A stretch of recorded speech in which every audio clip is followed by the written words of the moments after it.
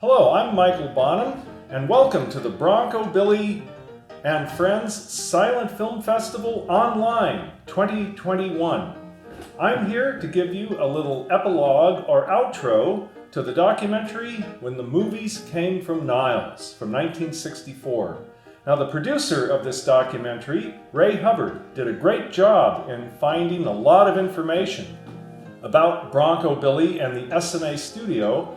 But film research is like archaeology. The digging never stops. And since 1964, we have dug up a lot more little nuggets about the studio. I'm here to give you some clarifications and some corrections for the documentary. To start with, Gilbert M. Aronson, he was known as Bronco Billy later, was in the Aronson film, The Great Train Robbery. In the documentary, they show supposedly him throwing a dummy who was supposed to be the train fireman off the locomotive.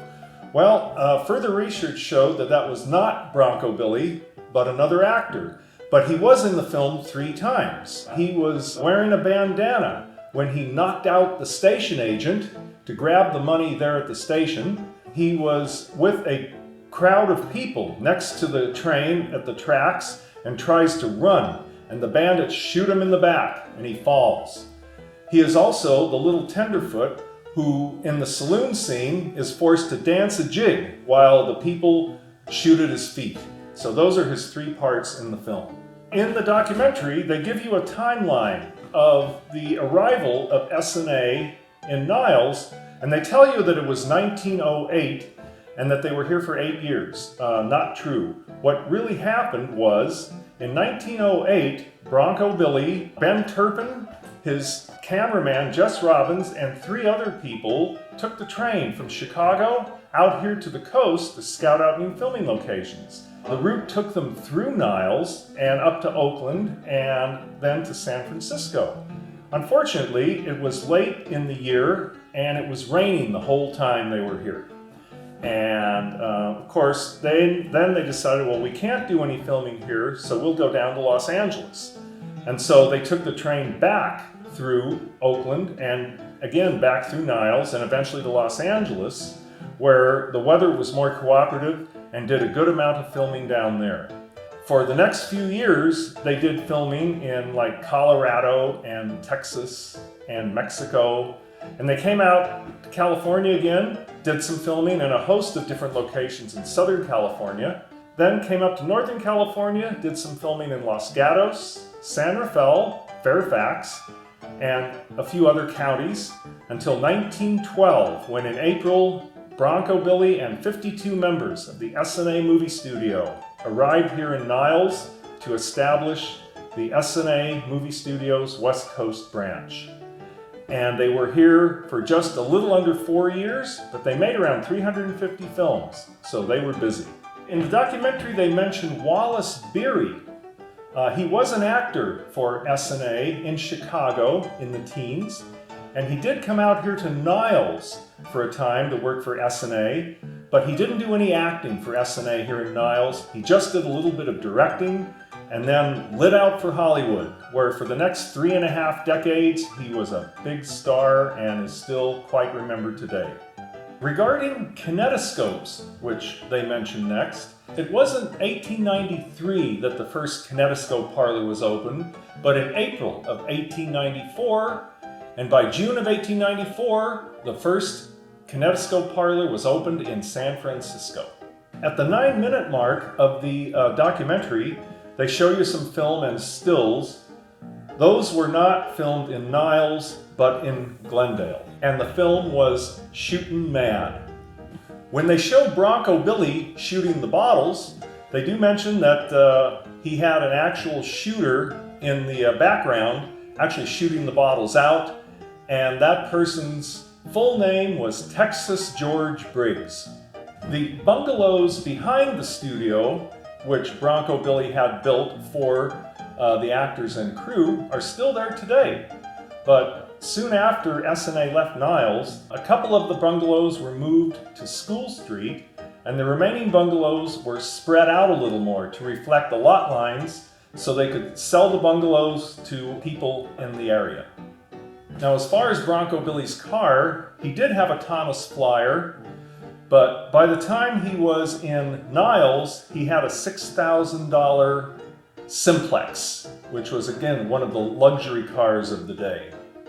Now, Bronco Billy did commute from San Francisco to Niles to make his films. He did have a house here in Niles, which he stayed at while he was filming, but he had his filming down to such a science that he could do a good amount in a short time, which enabled him to spend more time in San Francisco, living the high life.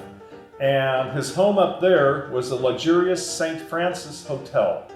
Now, in the interview you hear with Bronco Billy, he claims that an author named Peter B. Kyne wrote a story called Bronco Billy and the Baby, which is, he claims, where he got the name.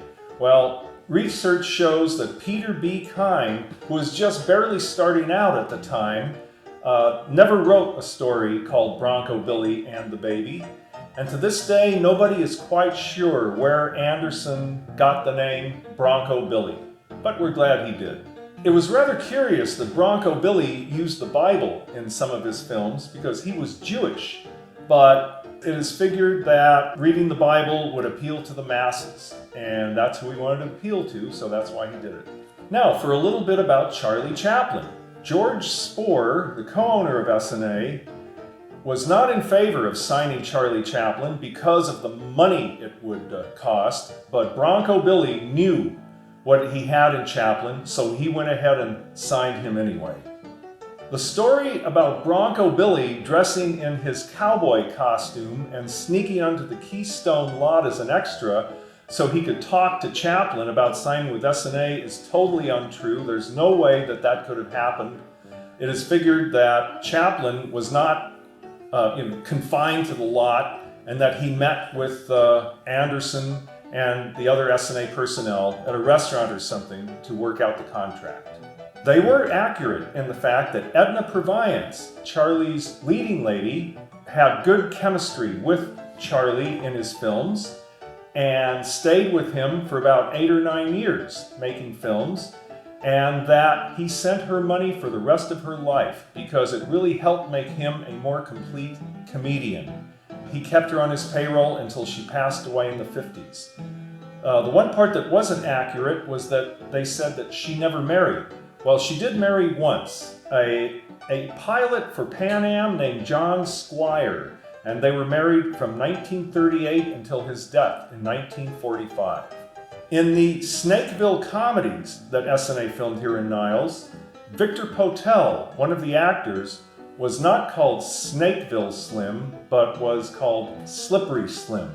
In their little history of William S. Hart, William S. Hart's background was not of a cowboy, although he did a great job portraying one in his films. The first real cowboy to make it big in cowboy pictures was Tom Mix. He had the whole package. The two-reeler Naked Hands, which they show a good part of in the documentary, was actually extracted from a six-reeler named Humanity. But whatever happened to the rest of it is not known, but it was filmed in Niles. In the part where they describe Charlie Chaplin leaving Niles, they mention that they took his cameraman, Raleigh Tothrow, with him.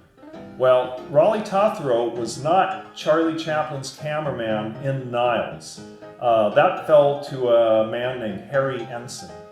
But he and Tothrow got to know each other, so soon after Chaplin signed with the Mutual Studio, he brought Raleigh Tothrow in as his #1 cameraman, and he stayed with Chaplin all the way through the early 50s for something like 38 years. They did meet here in Niles.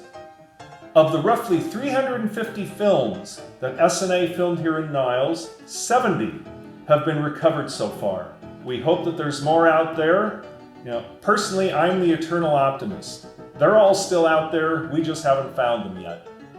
As the teens faded into the 1920s, Bronco Billy also faded into obscurity, but he was never totally forgotten. And in 1958, he was remembered in a big way when he was presented an honorary Oscar for his pioneering efforts in films, especially in Westerns. The presentation was filmed, but it was not broadcast on live television because the ceremony went overtime and the movie had already started. But we do have a film record of it, as you saw in the documentary. And here is the Oscar. It has briefly come out of its hiding place off-site to be with us here today.